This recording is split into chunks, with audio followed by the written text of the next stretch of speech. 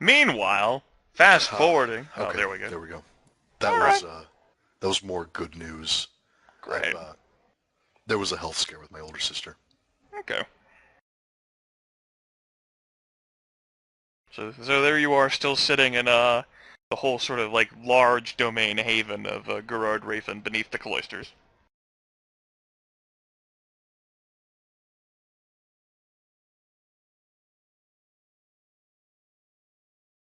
Well, I have business to attend to, David. Good social I call, though. quite understand. I'm very glad we had this talk. I think we both learned a lot. Perhaps more than I would have cared to. Ha! You and me both.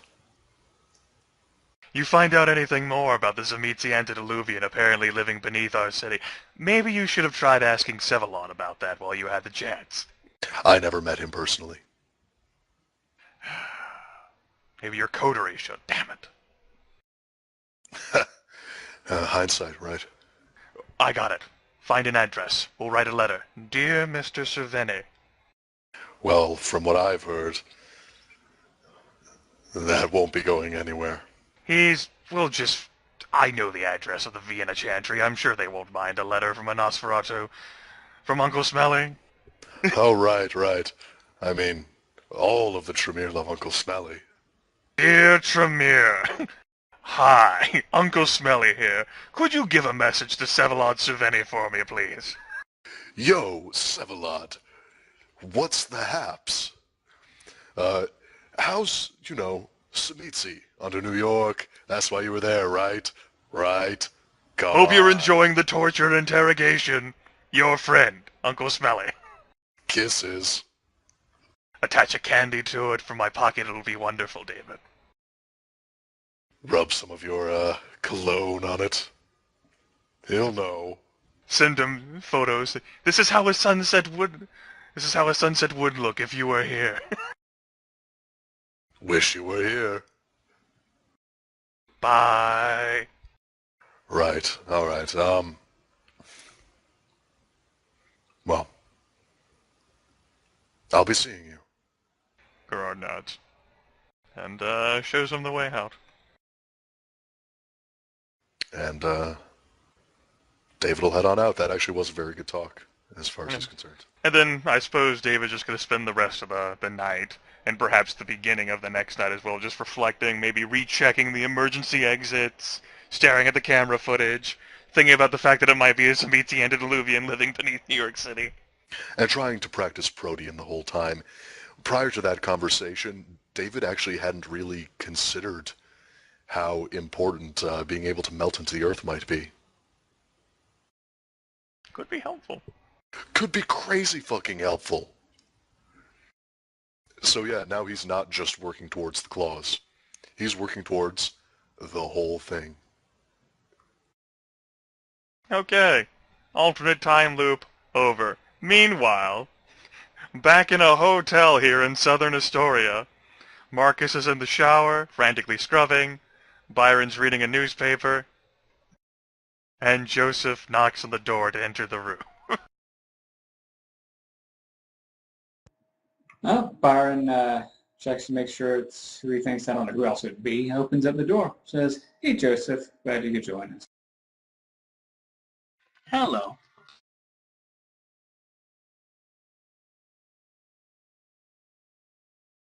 Scrub, scrub, rub. once we both get in the room, it's like, well, I'm not sure what Marcus told you on the phone, but it seems like he's got himself in a bit of a pickle. See, this is why it's safer for the both of you to not go out alone. You're both fucking horrible liars.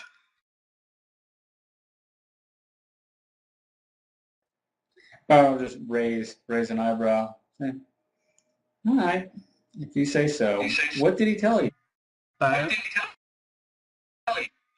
He didn't do anything. That's why you're a horrible liar. Is because he told me absolutely nothing. I had suspicion, but he gave me no information. You're the one that told me he was lying. I told you I was going to check out the Dragon Metro Cab Company from Eugenio. Yeah, and Byron, you weren't. Oh, wait, are you out of the shower now, Mark? No, I was just telling him in He case... heightened senses, his hearing from inside the shower. He just yells out of it. I told you I was checking Yeah, the that's Metro entirely Cab. possible. Yeah, Byron, that's why you're a horrible liar. He told me nothing. I would have, well, I wouldn't have believed him at that point, but I very well may have been still believing him and just been genuinely wanting to. Who knows? But the thing Wait a is, minute, why? The I thing is, wasn't Byron- trying to lie to you. I didn't realize that's what was going on. when I mean, Byron is you really say confused right now. so, Joseph's trying to educate Byron at this point. He's trying to make Byron a better liar.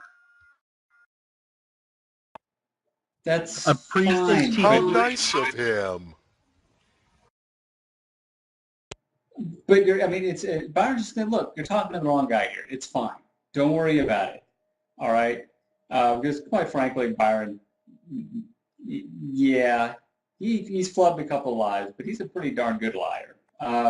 So he's just like, look, I don't want to hear it. We got other problems right now. Byron's a really good liar. The problem is he keeps telling the truth.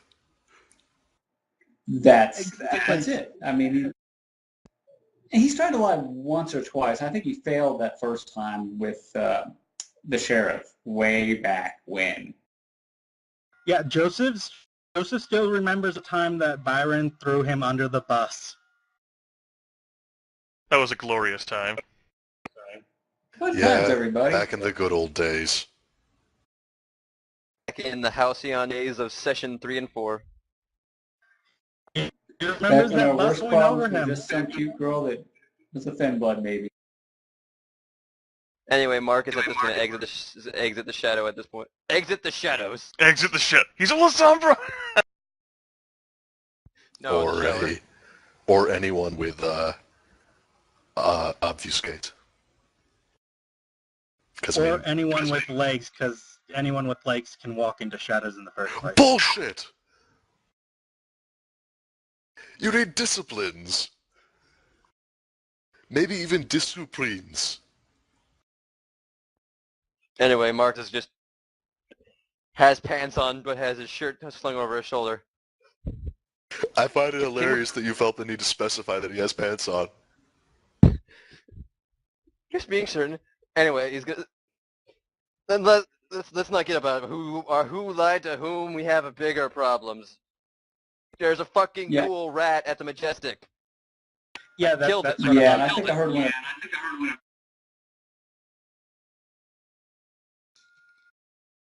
Yeah, so what do we go about? Do we call an exterminator for that? I mean... No, there's another thing. After I drained its blood because I got a little hungry, it was a ghoul rat, so I'm like, okay, might as well just drink its blood. The blood tasted like my own. Like, exactly like my own. You haven't intentionally been ghouling rats, have you? Not that I know of. Well, if you don't know of it, it probably wasn't intentional. I don't think I mean there was the time I came into your church after I woke up in the sewers covered in rat bites and feces and other unmentionables. There's also cockroaches, but I don't see any giant cockroaches flying around. Oh, please hope that if there were cockroach bites, that those things did not survive. Ghoul cockroach. So did David get a message about all this? I think he got a little bit of voicemail checking to see whether he was around. I think Marcus might have called him at some point for something, but Yeah, I called him first before I called Joseph. I'm like, because Byron's like, you should call everyone, see what they, get there, tell them we're going to see Eugenie before, we do this. And I'm like, okay. right. But Marcus might have been like, "Hey, wanted to talk to you. Thinking about maybe going to see Jeannie. Talk to you later. Bye. Click. Yeah, that's pretty All much right. it. Would now be a good time for David to call them back?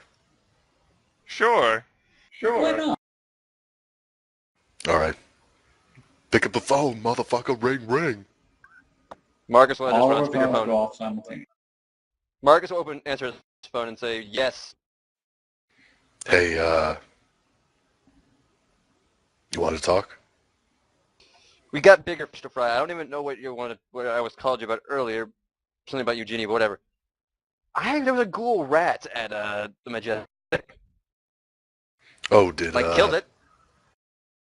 did one of those rats that drank your blood finally come back for you? It could be that, but could be something else, man. Well, I mean,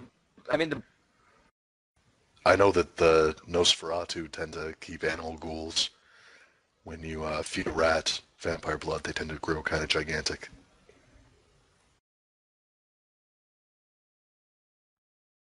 it could have been that, but there's also that its blood taste is exactly like mine, but I don't just. What confuses me is that wouldn't it like be blood bonded to you then? Yeah, but that just means it's emotions. If it had 3 blood points inside of it, that means it's full vinculum. Or if it had got blood from something else, I don't know. Yeah, I don't. I don't know how much blood it ingested. I don't even know how that would work with animals. I mean, I've never. I mean, do you know, David, anything about that? Oh no, I'm not really an animal person. That's never what I was good at when it came to the Nosferatu schools. Yeah, well, Byron, you said you heard some scritching, like some squeaking sound outside your apartment, right? Or whatever, your new place. I'm not. I looked for it, didn't see anything. It was more of like a skittering and maybe a squeak while I was on the phone with you. I spent 10 or 15 minutes looking for it, and I didn't find anything. And then I came to get you, the Majestic. So if they could be the rats coming back for another drink of blood, but if they are, they're really, really good at tracking me down. And another Well, thing, Yeah, I've only had that Haven for, I don't know, 3 or 4 days, and they're already there. So I'm just going to put this out there. Ghouls can learn the fundamentals of disciplines that their progenitors had.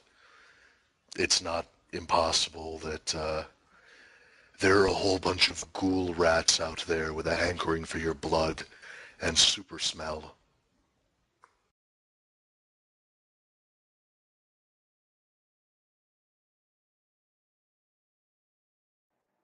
oh, lovely. Right? well, I guess we have to put them down then. Right? No, if there are more out there, they're probably quite dangerous unless you want to train yourself an army of rats like a Pied Piper. I really have no way of rolling them. Well, aside from normal training, they'll most likely be fairly loyal to you. Except they attacked me. Oh, I don't know, maybe they really wanted more blood. They could have just asked, god damn it. Well, how long ago was that? Did you get the bites again? Was it a month ago? Because I don't remember out of character. It could be a month, it could be less than a month, it could be more than a month, I don't remember.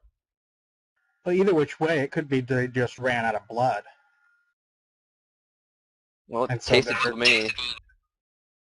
Well, the ghoul blood, their internal blood's different from the blood they drink from you. They use them differently. I know that.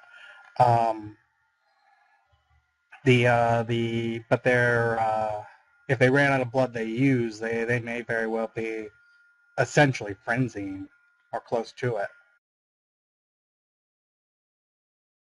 When they get close to it and figure out that they're going to go and try to get your blood. I'm just saying that it's something we should be aware of, and it could be something as simple as they're my ghouls to wreak vengeance upon me, or it could be something worse. Well, I know that some Nosferatu would make little bowls of meat and soak them in their own vitae and leave them out in the sewers. I'm not sure if you want to try something like that. Yeah, right now I'm not in the best of shape. Byron and Joseph can attest to this, and I'm very fucking hungry. So Oh. I'm not... Oh, did the rat hurt you very badly? It was the size of a baby. So is that a yes? It may have scratched me and bit me. On the plus side, my pants have these cool new rips in them. Yeah, I've heard that's all the fashion among the skateboarders. Skateboards? What the hell are those? Don't fuck with me. You were born in what? The 60s? You know what a skateboard is? I was born in the 90s, bro.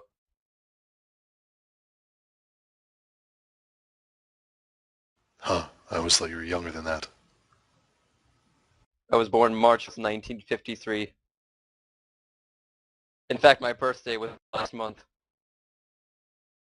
Oh, well. Happy birthday. Yeah, whatever. I'm supposedly 5 years old, whatever. Doesn't really fucking matter. I look like I'm 25. Birthdays don't matter anymore now that I'm dead. So wait, what year was he born? 1953. That's the exact same year as David. But Marcus was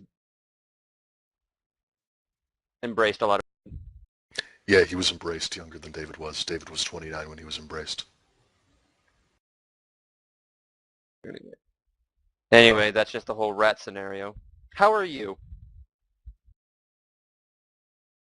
Oh, you know, terrified.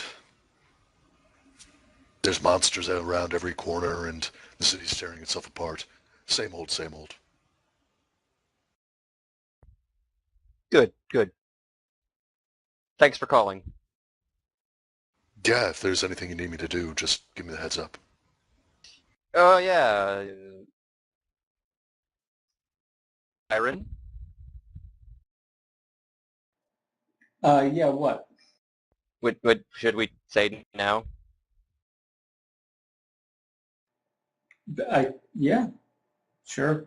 You tell them what's up and try telling the truth this time. All right. Yesterday, I went to Eugenio to talk about something that happened. You know, the whole memes thing I was having? I went to talk to him about that. A whole bunch of other things that I also told him that were I'm sort of associating all together. The dreams of growing parts of my body.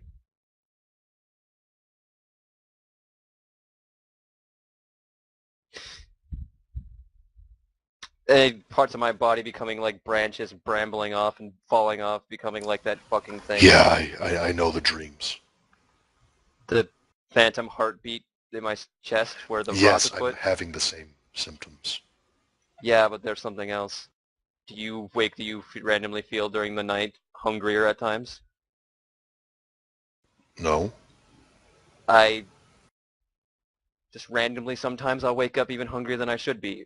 I'll feel like I'm doing a show. I'll feel like I'm suddenly strong enough to feel stronger. I'll feel more alacritous. All this crap just randomly happening. I Like went to Eugenia. like you're accidentally expending the blood? Yes. And I went to Eugenio because I felt that this seems like it might be all connected. It might be magical in nature, and who knows magic that well? The Tremere. They know magic that well, and Eugenio hasn't, fucked my mind yet. He's been That we know of. He's been relatively on the up and up so far.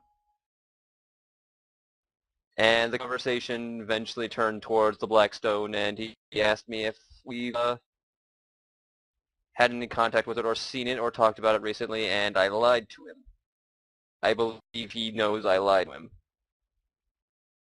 After that, I quickly got out of there, not making a scene or anything, and I talked to Byron. Byron's advice was to go back and tell the truth, but we thought they would best if we were to talk to you two and to say we were going to Eugenio first before you. No, it's fine. If you think he can help you, I'd rather you go ahead and tell him the truth. The Tremere, like us, relatively, it could be useful to have them help us, and it might be a bad idea to alienate them. That's what I thought, and I also thought that since he helped get rid of Cephalon, I'm not saying killed Cephalon, because after what we did, we sort of owe him that much at least. Well, and being honest with him before helped us out quite a bit. Yeah, and I was to go with Byron tonight just to make sure everything went all right. And then everything happened. I'll trust your judgment on the matter. And then the whole thing with the rat happened, and now I look like shit. I'm having a great. And now Joseph, after I lied to him, and then he drove to the Montpessant roof, and now he drove here. And I thought that me trying to engineer a discussion between the Nosferatu and Carter Vanderweyden was eventful.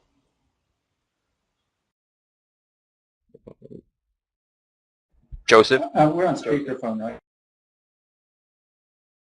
Yeah. Yeah, you're on speakerphone. I was just making sure. It's like, huh, is that what you've been up to? How did it go with that? Well, they're at least willing to talk. I don't know if anything's going to come of it, mind you, but I think that's about all I can do.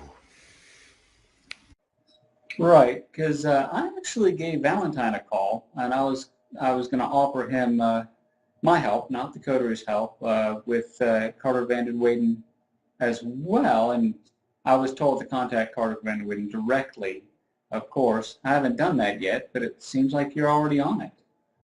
If Carter Vanderweyden comes out in public support of the Nosferatu and their claims to surface havens, the Nosferatu might openly support him. But it will involve a negotiation process. Still, I think I might have opened the dialogue. We'll see where it goes. Well, I'll lay off then. No need for me to butt in. It seems like it's under control. Honestly, don't know what I'd say to anyway. I don't know what I could do. I mean, the Ventrue and Toreador are already pretty much behind Vanderweyden. There are Toreador and Ventrue who are behind Marla and the Tremere. Yeah, true. As it stands right now, the Toreador and the Ventrue don't have their... The Toreador are very cliquish and will follow whoever leads their individual cliques. And the Ventrue lost their candidate and now are kind of aimless for a little bit. At least that's my intention. If something plays to their interests, the Nosferatu might collectively support someone. Right. Yeah, well, I mean, most of the Ventrue are for Vanderweyden just because, after Helene died and then Valentine supported Vanderweyden, a lot of them, I think that was in something Grimith sent out a week or two ago. Most of the Ventrue, I think, went over to Vanderweyden. I can't remember what the Toreador did. A lot of the Ventrue went Vanderweyden, yes, but there are always those who break off of the clan. There are some that are supporting the Tremere, and there's a couple maybe supporting Marlena, as there always is. Anyway,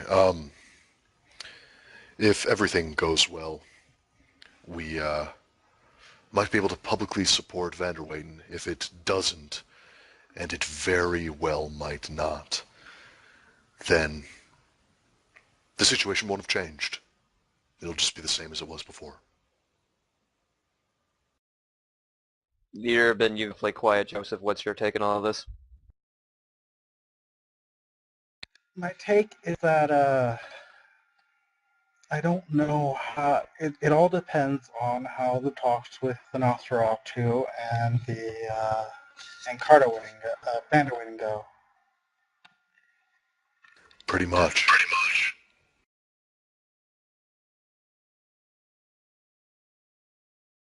I think that very well could determine who is the next prince. If he goes ahead and gets the support of the Nosferatu, that would be very big. If he But if he doesn't, the stalemate continues.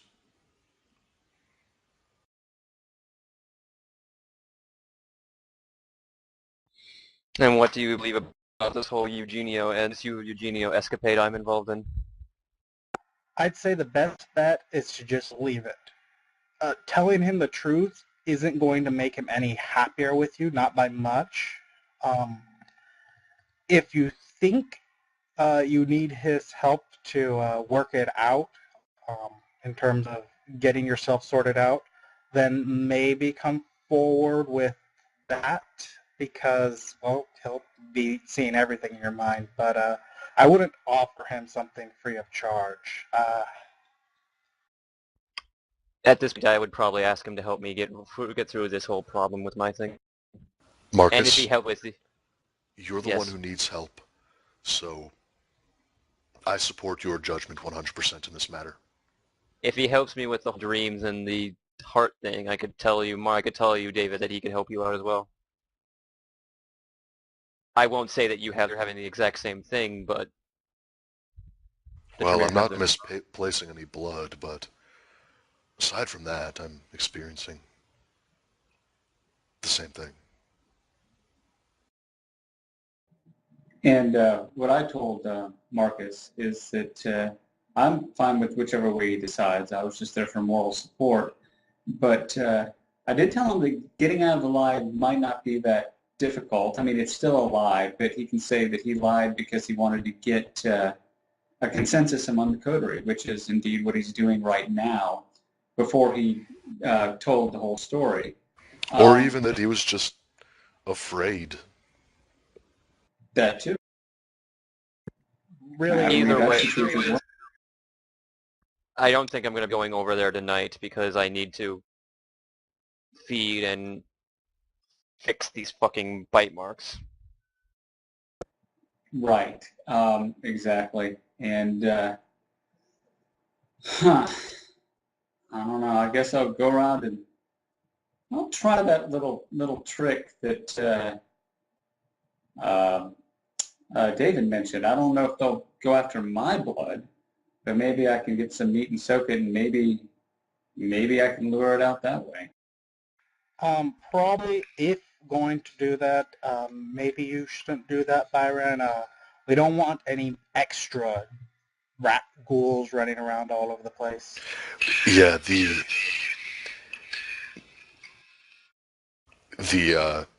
Nosferatu who do that are usually skilled in the school of animalism, and unless you are skilled in that, it's a risky business.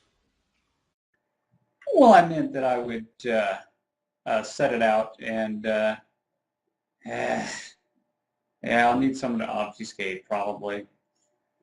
Oh well, we can deal with it or not. We'll see what happens. I'll go back to my place tonight. Maybe I'll get attacked. That'll be fun. On the bright side, they seem to be... there's really no bright side. You can kill them as easily as... No, well... They're pretty hard to kill. There's no upside to these things when you're fighting them. You were searching for an upside so hard. Yeah. Anyway, after Marcus is done showering, he's like, I'm gonna go out hunting if you guys need me. No, I've actually wanted to make a call. Do you need a shirt or something? Nah. Scratched up is perfectly fine. Yeah, all right. Someone's going to need to clean up the Majestic, though. There's a lot of blood there. Yeah. You really did a number on that thing. That's some of that blood's mine. Just a bit. I'll look it over. I can probably clean it up.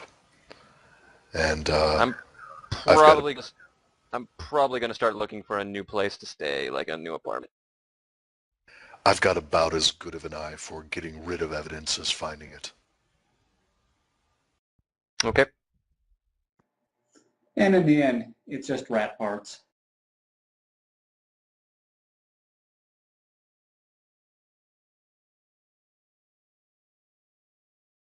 Yeah. Anyway, it was good talking with you guys. Thank you again, Byron, for buying me a hotel room tonight. I'm only going to be I only use it for the shower. I probably will use it. I probably will sleep here tomorrow, but There's blood stains, by the way, completely coating the interior of the tub of the shower. yeah, it's gonna be a. Might have to call. They didn't say I cut myself.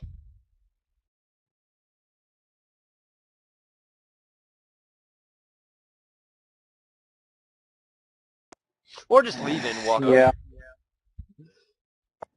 Yeah. You just go hunt, no problem. Byron will sop it up with a towel as best he can and throw it in a garbage bag or something that there's in the room. Okay. Marcus is just going to go out hunting, and he's going to be hunting until daybreak. And then he's going to come back to the hotel and sleep there tomorrow morning. You know, There's some stains a towel can't cure. Yeah. All right. And you know, he's going to stay there tomorrow. He's going to like pull like the blinds really far, really closed, and if he need be, he's going to pull the covers all over his head. All right. But David, by the way, if you're going to go to the Majestic and take care of that, yeah, it's a cinch. There's no roll for that needed. That's easy. Right, just time consuming. And yeah, as it turns out, descriptions were definitely correct. I described the rat for you because you were not here when I gave the full description. You know, the full disclosure. The creature was a colossal rat, as I described it, so large that it eclipses the size of a human child. From nose to tail, it's over 4 feet in length, with sharp brown teeth and baleful green eyes. It looks pale and rotted in places, with splotches and lines of tan as well as bits of fur. It appears uncannily intelligent. The creature clearly recognized that Marcus had seen it, and then it quirked its head at Marcus for a few moments before it hissed and then charged. So yeah, 4-foot-long rat that David Green's gonna see inside the Majestic. All right, and does this look like the sort of thing that he would have seen in his, at this point, I suppose, 2-ish decades of being a Nosferatu? Yeah, I mean, certainly, David would know that some Nosferatu keep ghouled animals as pets, from rats to crocodiles. Yeah, I remember that giant albino crocodile. The charioteer that people rode on to get to the prince. David might well have even ridden on it a few times. So, yeah, this is totally within the realm of normal. Yeah, David's not the one who really enjoyed the whole animalism side of effects. He didn't really connect with them. But, yeah, some Nosferatu do. Yeah, David was never really into the whole animal thing.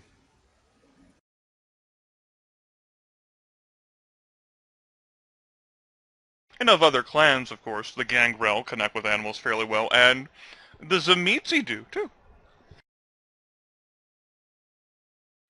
So, yeah, once David's done cleaning up, he'll actually call Marcus up again. I assume Marcus is busy.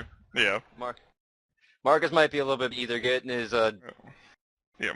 Let's go ahead and have, let's see, 5 charisma plus empathy rolls from you, Marcus, at difficulty 3. Okay, the first, well, I'm going to do them in bit by bit before. I still have the penalties because I still am wounded. Mm-hmm. That one works. So I'm going to drink 2 points of blood. That's going to put me up to 5. Am I have to do any self-control points? You will have to do a self-control roll, because you're hungry at the time that you're sinking your fangs in. So self-control roll, difficulty 6. And this doesn't get lowered by... No, that does not have a dice pool penalty attached to it. Okay. You succeed, and for this whole narrative purpose, we're going to go ahead and say you fend off the frenzy. You're at 5. You're no longer hungry now. Okay. I'm gonna stop feeding from this person, and I'm gonna continue going on. Okay. Give me another charisma plus empathy at difficulty 3. That takes you up to 7.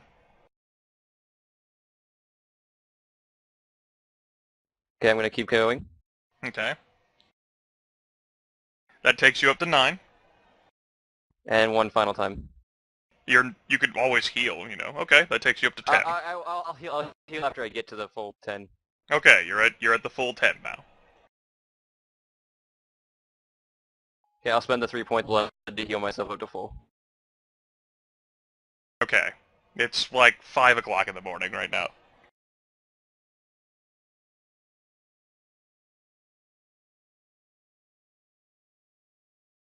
Sunrise is soon, right? Yeah. You got an hour and some change. You're I'll also probably drunk out of your fucking mind. Yeah, I'm gonna drunkenly stagger back into your hotel and try to get to my room. Okay. We'll go ahead and say Marcus does that. Perhaps getting a little guidance from a guard in the process. Just Yeah, types at you. and then once I'm in my room, I'm gonna pull the blinds, like the big blind shut and everything, make sure it's as safe for the day as possible, and I'm gonna... Yeah, about that. Well, Marcus is totally drunk, so, we'll see what happens. Am I gonna have to end up sleeping in the bathtub? No, it's fine. Besides, there's a window in there, too. David sleeps inside of a locker that locks from the inside, hidden inside of a false wall panel, so a bathtub's actually probably pretty comfortable. Apparently I just Sean's can't just wait gonna for get... housekeeping. Yeah. You didn't even Marcus. think about housekeeping, too, did you? I actually did. I was gonna put the do not disturb thing on the door, but I guess I'm drunk. Yeah, and most hotels boot you out by noon at the latest. I mean, or maybe Uh-huh. I'm gonna love this. This is great. So Marcus has returned to the hotel. He has closed all the windows and blinds. Where would Marcus the drunken Toreador like to sleep? In the bed, underneath the covers. Okay.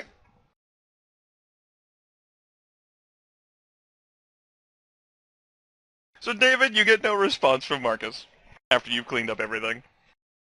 Alright, well, he'll leave a message saying, I took a look at the rat. It's well within the normal limits for animal ghouls. I'm not sure of the specifics, but thought you ought to know. Bye. Click.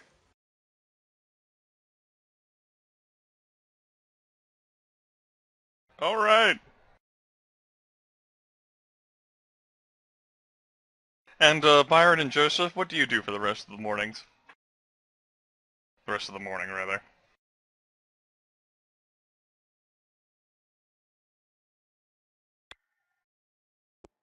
Well, Byron's going to go back to his place and pretend to be asleep and see if he can hear the frickin' thing again and maybe spot it or something.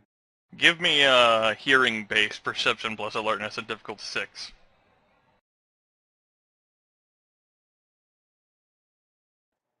Here's nothing. Byron's perfectly fine. Yeah, Joseph is going to go ahead and search through the entire place, his entire church, searching everything for rat nests, rat droppings, anything at all. And Okay. You give me a perception plus intelligence at difficulty 5. Not perception plus investigation, excuse me, at difficulty 5.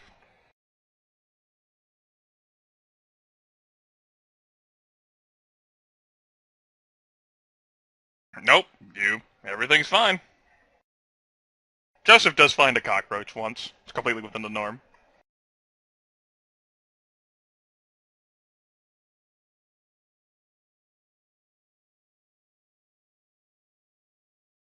Okay. And all 4 vampires cozy along up to sleep. Byron will shut the basement door.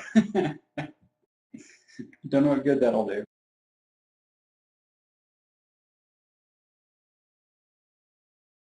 Okay.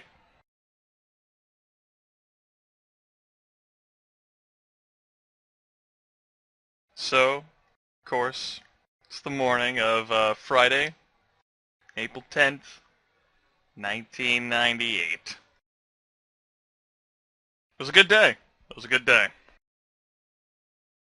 Sun rises, beaming beautifully upon the world. What a glorious affair. Ah, to be human once more. Think about all the awesome things that could entail. Now, Marcus, because you're a light sleeper, you get to be automatically woken. But you don't have any fortitude, do you? No. It's about 9 o'clock in the morning whenever the sun positions itself just right enough that a little bit of faint light comes through a closed curtain onto Marcus's face, burning him for 1 point of aggravated damage, and he immediately awakens.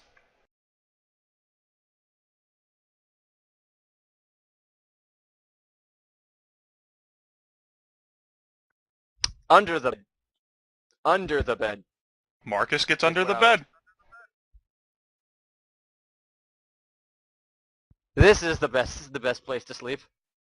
Under the bed. Yup. Under the sea. Marcus immediately having his face seared for a point of aggravated damage. You'll also have to make a self-control roll at difficulty 7. That's 3 successes. You're fine. Beat them dice. Get fucked. I am the most in control. That's beautiful. It's like I like to imagine like the eyes open, like the flesh is searing off your face, like, "Duh, the sun." Roll off the bed. Roll onto the bed.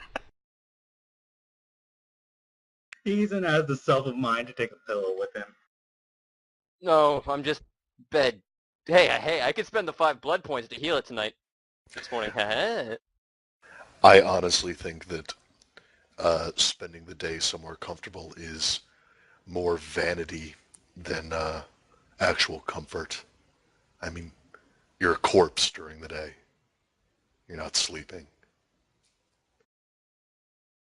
Yeah, now I'm underneath the bed. So yeah, you'll go ahead and want to add that point of aggravated damage onto your health levels there, the asterisk thing. I did. I forget which symbol's which. I just put something on my health levels. I'll fix it later. It's something. Okay. It's on. My health levels are lowered, but don't worry. I put it on. Okay. I thought you already had a point of lethal damage. I healed all 3 points. I healed all 3 points of damage last night. Ah, yes. Okay. So, Marcus has, crawled over the bed, and then, manages to fall back asleep. Then it's get to about 2 p.m. now. Marcus is immediately awoken because there's a cursory knock on the door. What sort of name did Byron use to check into the hotel? He uses his own. On the plus side, if the sun was angled such that the light was shining through the window in the morning, now that it's afternoon, it should be on the other side of the building.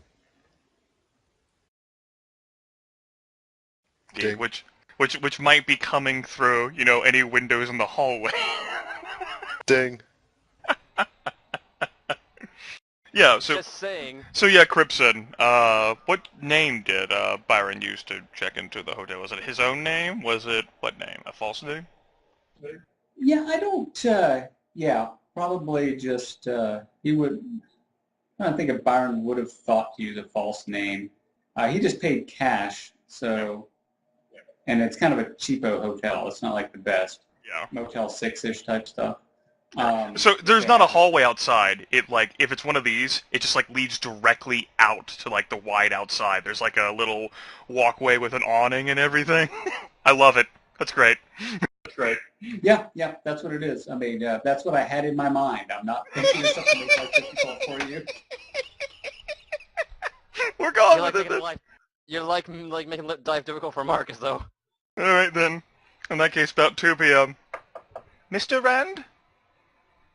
Housekeeping. The door is jingled and then it opens. Marcus is currently under the bed. He's fully disguised. The bed was big enough, and he sort of curled himself. But what's out there in that world? Total bright sunshine. I don't want to do anything right. One sunset, 5 hours. Yeah. Yeah. It's about 2 p.m., so you're looking at about 4.5 hours.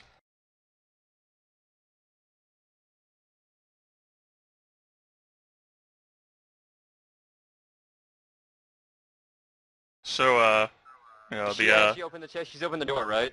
yeah, she's opened the door. God damn it. I mean, I could say come back later, but I don't know how that will do. The sunlight is just pouring all into the room, and it's sort of it appears like Marcus can see the sunlight. It's not touching any part of it, but he can see it. Marcus is gonna...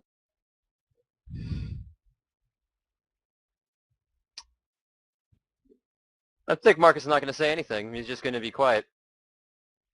He's a corpse. He can definitely manage to be quiet. I mean, However, I could, yeah. Go ahead and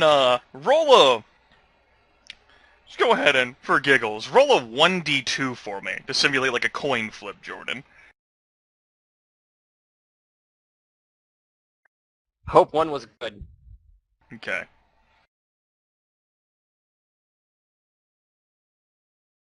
The individual ends up cleaning through the room, but seems that, she might be one of those people who strives to be average. Never checks under the bed. Once you close the door, Marcus will calm back down and go back to leave. Yep. The covers end up getting sort of draped over the edges of the bed in fact whenever she makes it.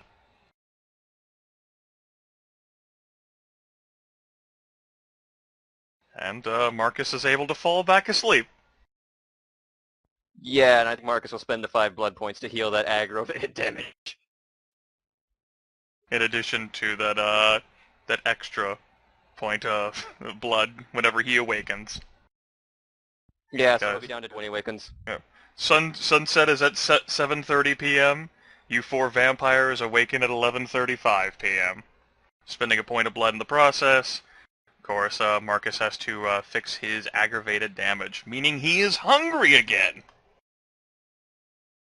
This is a reoccurring scenario, but Marcus is going to go out and he's just going to throw open the door and walk on out.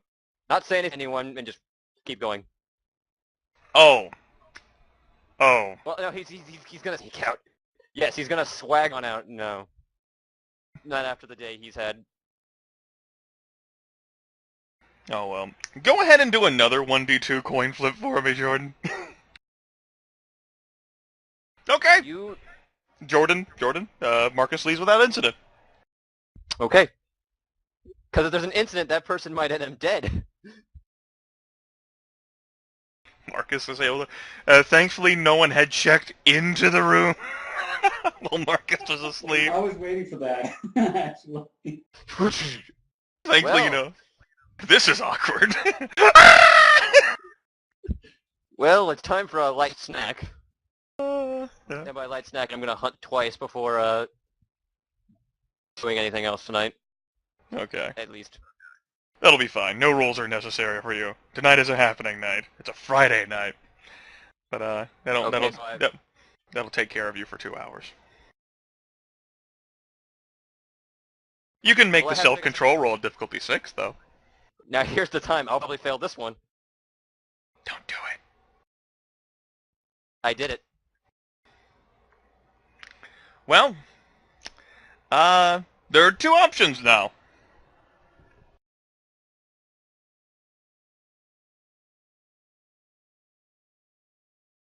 I need to go check, just to make sure.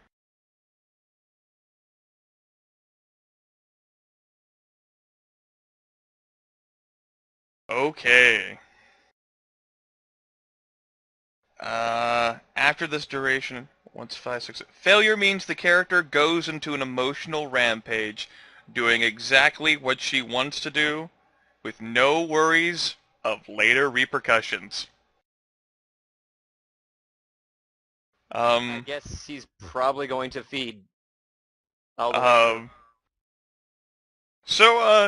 Describe these situations where you end up getting yourself into a position where you're going to feed upon someone.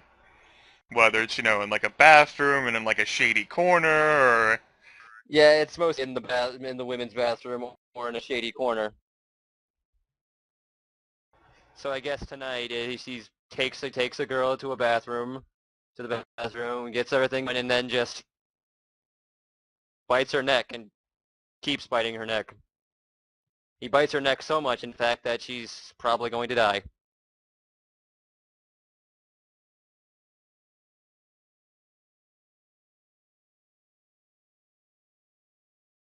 Now, I also wanted to check the rules for spending willpower while you're frenzied. Because I thought it could be spent to, give you, a turn or something, but, in this situation, you don't exactly have a whole lot of willpower, and you are hungry. Okay.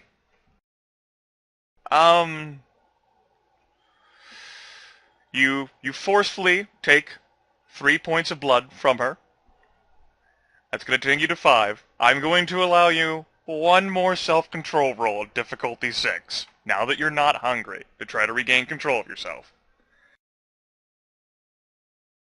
Okay. You succeed. I managed to calm down with the sweet, sweet taste of blood. 3 point blood means she's really woozy. Yes. She also, good news everyone, had enough alcohol in her bloodstream, we'll say, to lower your perception intelligence by 2. Okay. That means Dexterity her blood is also intelligence. probably thinner.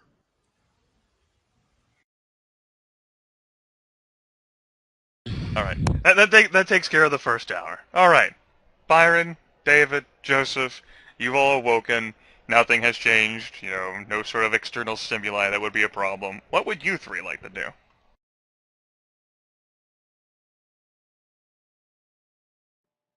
Well, Byron is going to give another cursory examination of the apartment just to make sure there's nothing around. And then he's going to go out and see if he can find something to eat. Okay. David is going to call Byron. Byron, it doesn't look like there's anything suspicious around your haven, but David's giving you a call. Fire and answers. Hey, what's up? I'm considering moving above ground, and I'm wondering if you, or perhaps Evelyn, could help me find a top floor apartment somewhere. A top floor apartment. Now, I'm going to tell you, since my place is burned down, I have looked for a place that actually has like underground access. So this is a little bit of an ironic twist. But if that's what you want, I With can. all the things that have been turning up underground lately, I would feel a little bit safer off the ground floor. What underground things? Like Sevalod Servetti? Yeah, well, I mean, that was going to be Byron's question. Like, what underground things? I mean, Severlo's dead. Are you worried about something else? Do you not remember when the Archon Theobel himself said that part of the reason he wanted the heart back was because of that rumor about Sinisi himself living underneath the city? Well, I didn't give it much credence. It didn't seem like Theo did either. But no matter if you're Or how about concerned the about it, giant blood-gorged rats coming up out of underground?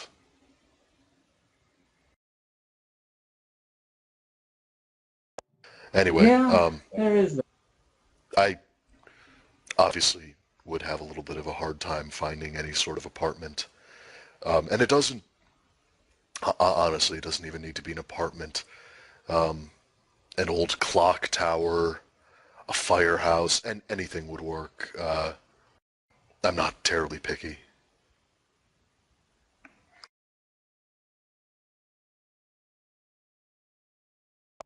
And if you Yeah, can't help, well, that's fine. I understand completely. but have no, excuse me.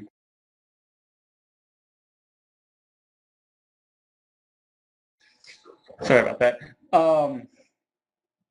No, I mean, I have no problem with it. I can certainly, heck, I mean, you could even call Evelyn now. I'll give her a call for you, though, and see if she has anything available. So, any specifications other than just want it up high? Well, if I could somehow renovate the interior, I'd actually like that a lot. But, I mean, obviously that's, yeah. A fixer-upper would be fine with me.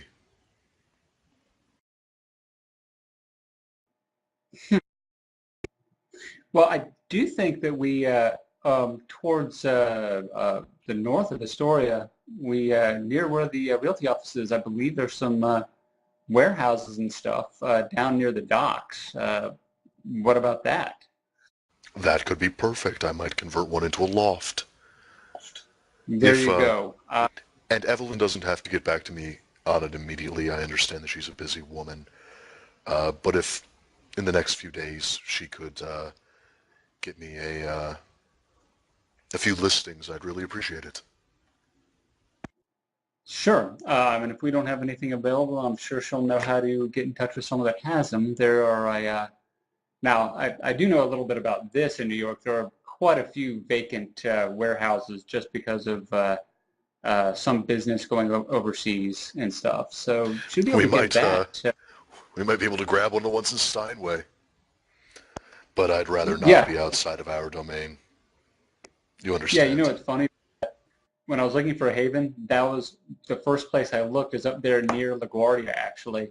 And and then I decided against it for various reasons. But yeah, there are a lot of places up there near the, but there are also some down there between the Bronx, whatever that island is between the Bronx and Steinway. There's just south of that. There's a whole bunch of them. You mean Rikers? Is that right? No, no, no, no, no. West of Rikers. It's on the map. It just shows East River, and it's that northwest of that, whatever that is. Maybe it's just part of the Bronx. I don't know. Oh yeah, that's part of the Bronx. Yeah. So, but it's right there. There's a lot of stuff around where the realty office is. But yeah, I will. I'll give Evelyn a call, and I'll actually do that right now, unless you have anything else you want. No, that's everything. I really appreciate it. And again, Evelyn doesn't need to hurry on it or anything. I know she's busy. Honestly, if I ask her, she'll probably have it done by tomorrow. I'll just give her your number. She'll get back to you.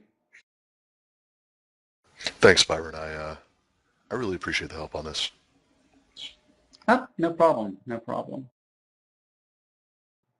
Okay. And with that, Byron will hang up the phone, and he will, as he said, directly call Evelyn and give her the information and see if she can find some kind of open warehouse or something along the shoreline there. Evelyn, for her part, is confused, thinking that, he would have a better sense of what he would want as a place to live rather than her, since she doesn't really know anything about what he'd be interested in terms of locales.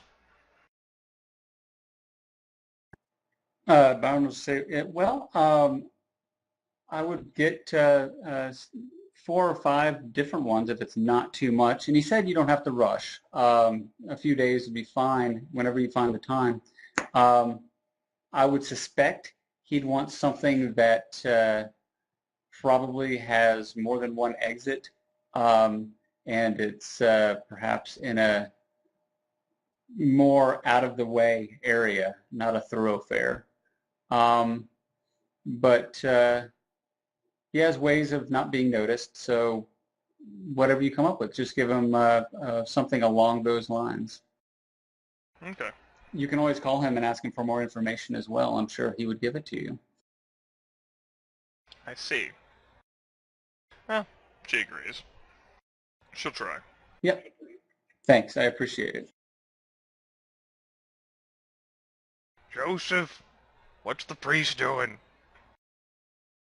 I think he wants to call Marcus. Marcus, is indisposed. That reaches Marcus's voicemail.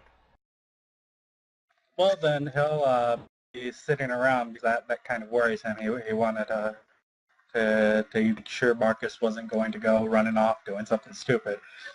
So, Are you gonna leave a message? I guess so. I guess he'll leave a message, just a generic one saying, "Hey, call me back."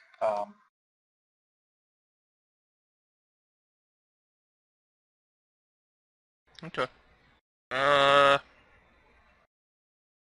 Byron was gonna go out and hunt for an hour. Yeah, 1 or 2, or until he's called by someone, you know. Go ahead and hunt for 2 hours. Wit plus streetwise difficulty. It's Friday night, difficulty 2.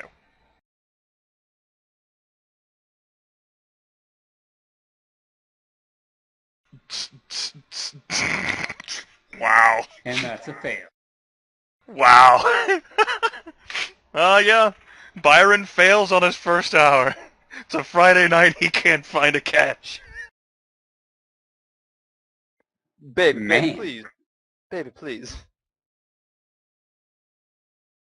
There we go. That's a better hour.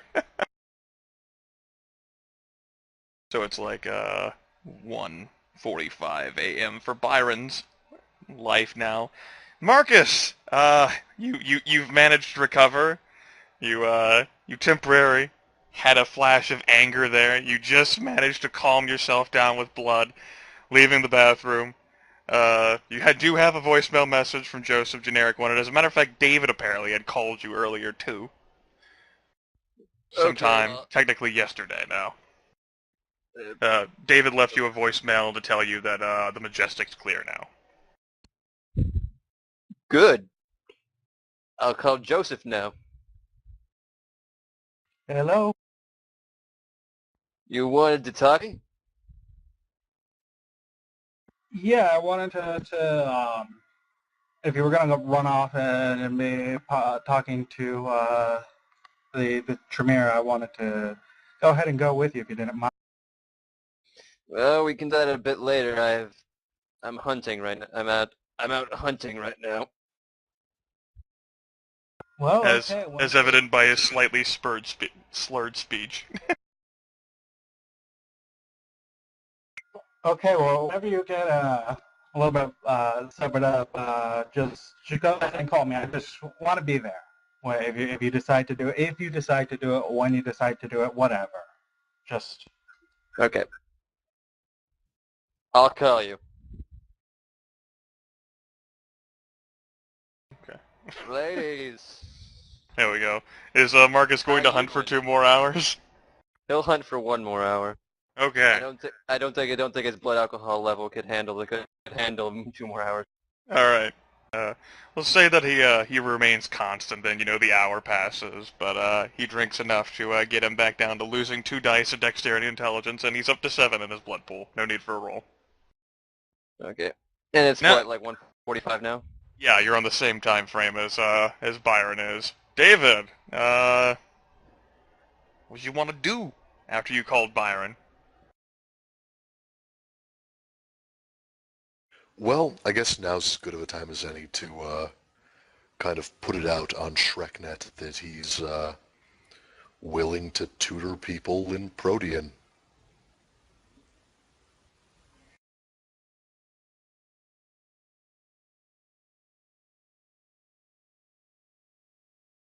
Okay.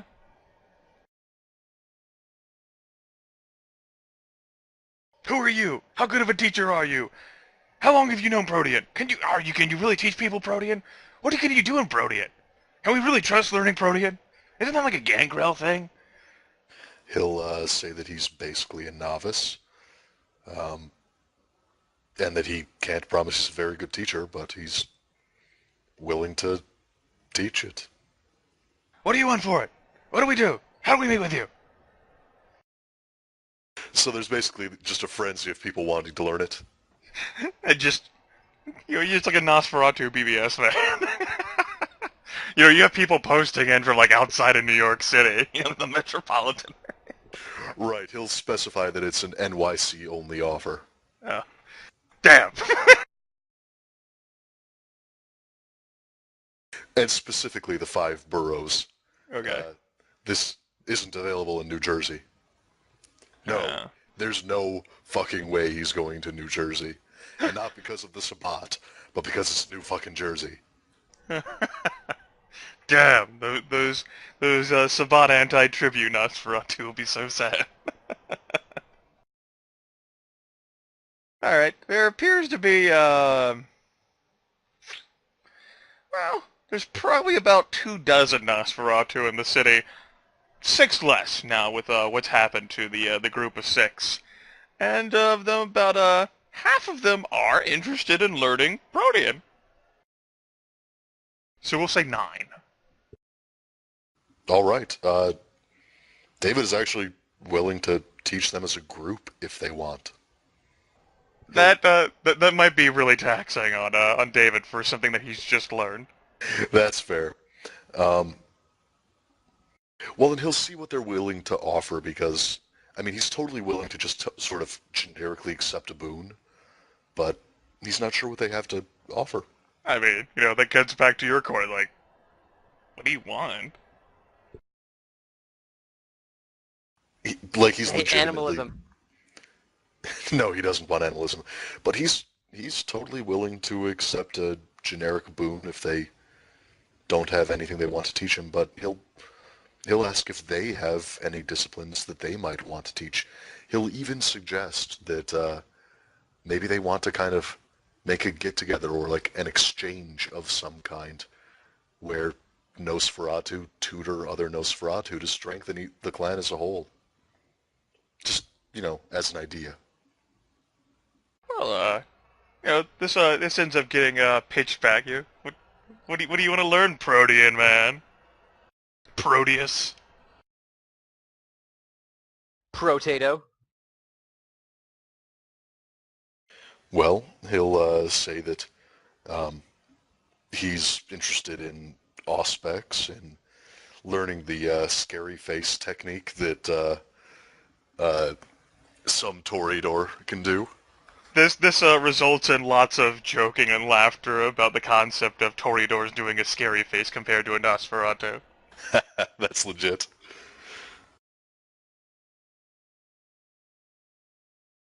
But yeah, and he'll further suggest that maybe there's something that, you know, the other Nosferatu might want to teach the other Nosferatu that he himself isn't interested in.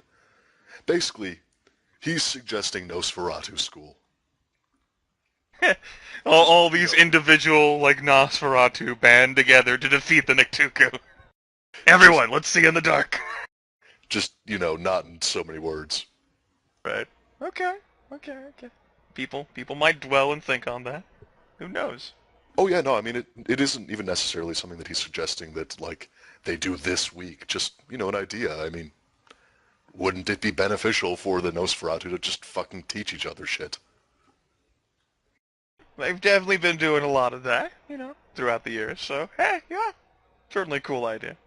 And he's putting it out there that he, for example, knows Protean and Celerity. Okay. Alright.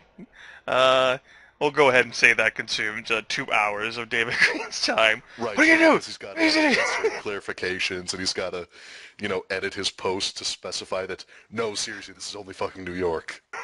I'm not going to New Jersey, goddammit. Or Connecticut. No, I didn't say tri-state area, motherfucker. Alright. Now that you all are on the same time frame of length, what are you gonna do? It's 1:45. Marcus will call Byron and Joseph, trying to use that newfangled group phone technology while he's drunk.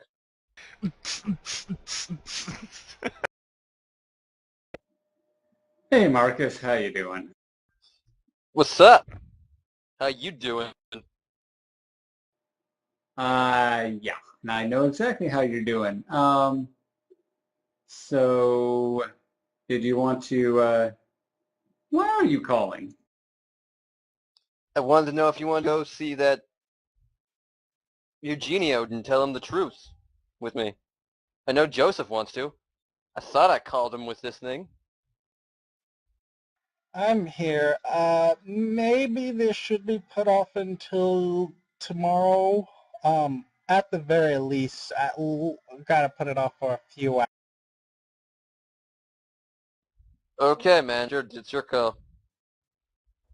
Yeah, Joseph and I are on the same page. I think if you walk into Jeannie's office smelling like a brewery, it doesn't matter how much you apologize for lying. It's still not going to make him think better of you. I don't smell like a bruja. I don't even know what a bruja smells like, bro. A brugerie.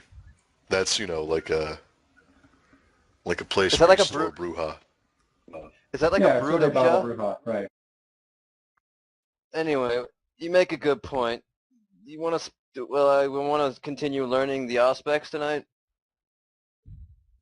I should be sobered up by the time I get sobered up a bit by the time I get wherever we're meeting, unless it's here at the party.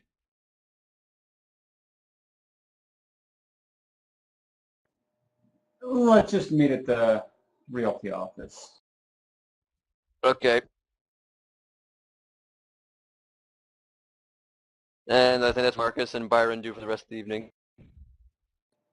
And Joseph would, so Byron will say afterwards, after I guess Marcus just hangs up the phone, I'll say, so Joseph, do you want me to call you if and when we decide to go over and visit Jeannie? Yeah, that would be nice. I'd like to be there for that. All right, you'll get a call.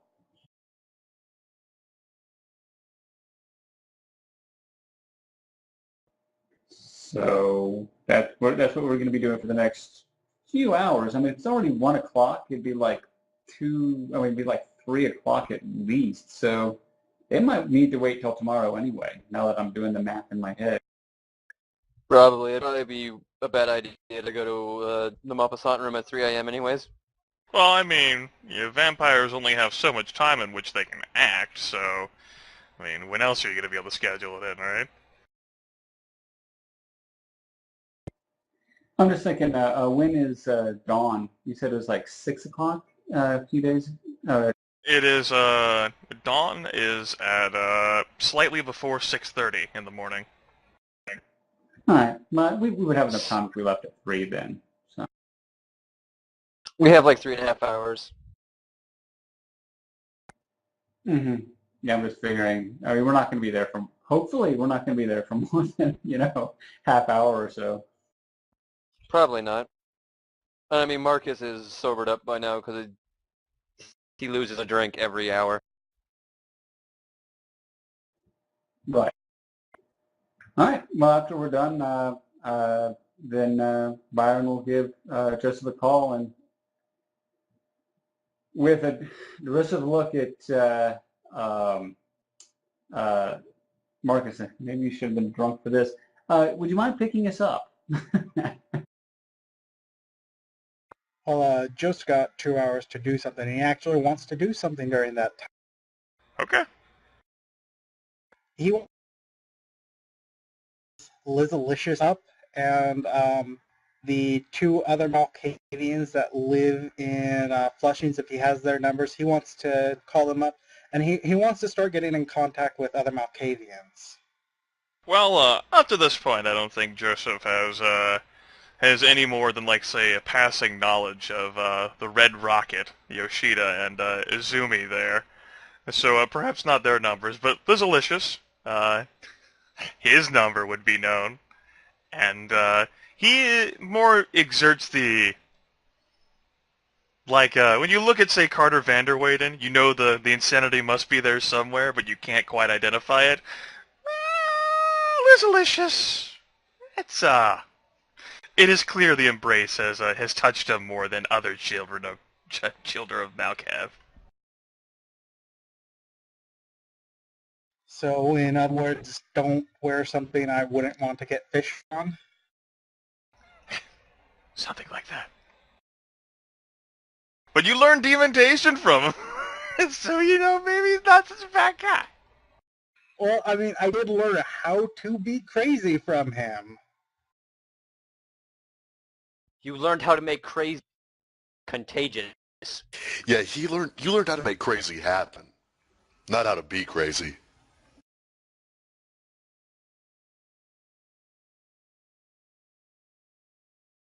But yeah, he wants to get in contact with him, and eventually he'll want to get in contact with Carter too, to do the same thing, but I don't think that's for the night.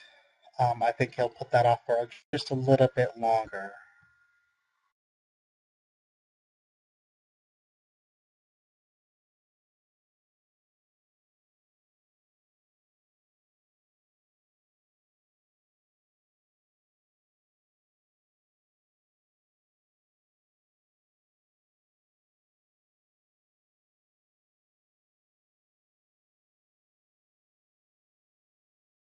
Okay.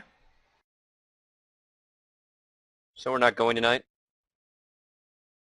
Oh, you certainly go if Joseph said that he wanted to do some things during his free time before he was called again by the whole concept of going to meet Jeannie after you all had your little tutoring session.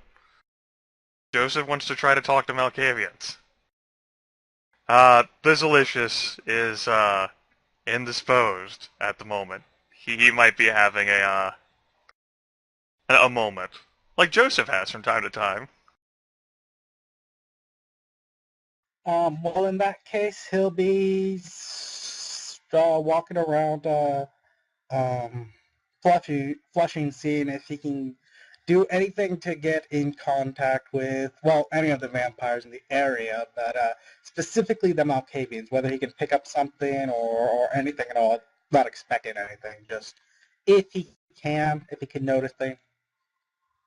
Give me a perception plus investigation at, like, I get to hear myself talking through Sean's computer.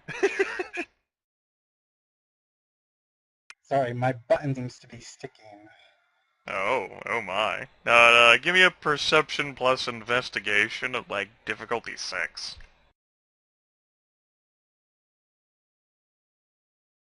Peas.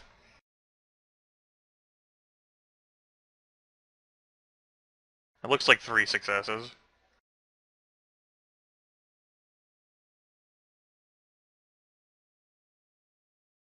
Okay. So, you come into a dive here at, here in Flushing. It's a great neighborhood that you're in. This looks like a great sort of dive, a hole in the wall that Marcus might even have a problem hanging out in. And there you see, up the corner, drinking, brooding alone in the darkness, far away from everyone else, is the crazed man with a flaming mohawk of crimson red hair, shaved the other parts of his head, wearing red-tinted sunglasses, dressed in some sweet-ass red leather threads, then twitching a bit as he drinks some sort of beverage. Interesting. It is Hiroko Red Rocket Yoshida. So what do you want to do whenever you socialize with this Malkavian? Well, I guess the thing is to just walk up and just sit across from him and just say, hey. Just exchange simple pleasantries? Well, just want to make sure that he's not off his rocker at the moment. If I can get a handle on what his problem is, it may make him dealing with him easier. If he's always crazy, gotta deal with him as crazy. If he's crazy on and off, well, then might not have to deal with him on. Joseph doesn't know, but there is some recognition. You're, the priest guy with the church and the ghouls. I like ghouls. The teeth apparently are even stained red. Yeah. Just sort of, trying to see about the clan, trying to just walk around, do things, talk to people, just, doing whatever at the time. There's not that much that you might be able to get out of Red Rocket there. Polite small talk pleasantriness about, say, political type things, but doesn't know you. You don't really know him. The concept of Malkavian clan unity doesn't really exist on a real tangible level. Yeah, he's not actually trying to get into with like trying to touch some unity thing with them. One thing he's trying to do is get in contact with more of them. He wants to know specifically. He wants to get in contact with whoever the bigger ones are. It can't just be Carter. That's the only big one. Well, I guess it could just be Carter. Really? It is. Like here in New York City, he's the only Malkavian of any worth or merit. At least according to other kindred. Well, then, it's just getting in contact with them, talking to them, seeing about them. He's not trying to count on clan unity or anything. He's not trying to do something like that. He's just seeing who's actually out. Okay, well, Red Rocket is one of those people who's out there, and yeah, vampires are eccentric, but this guy is definitely more eccentric. But there's still some polite enough civility. You talk about crazy things. All right.